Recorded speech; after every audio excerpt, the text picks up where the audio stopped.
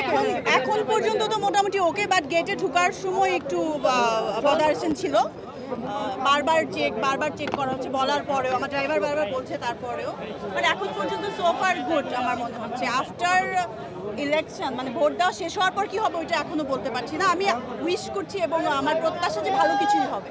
গতবার যে নির্বাচনে যে বিতর্কটা হয়েছিল সেটা আসলে শিল্পীদের কাছে প্রত্যাশা ছিল কিনা, এবং এটার পেছনে আসলে আপনি যদি আমরা চিন্তা করি কাকে দায়ী করা যায় এবং এটা কেন ঘটেছিল এরকম আপনার দৃষ্টিভঙ্গি কি?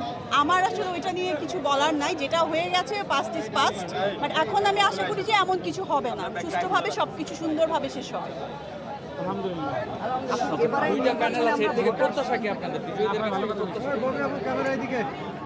আর দুইটা প্যানেল আসলে সবাই তো এক, সবাই শিল্পী, এখানে শিল্পীর বাইরে কেউ না, এবং আমরা যারা ভোটার তারাই আসছি ভোট দিতে।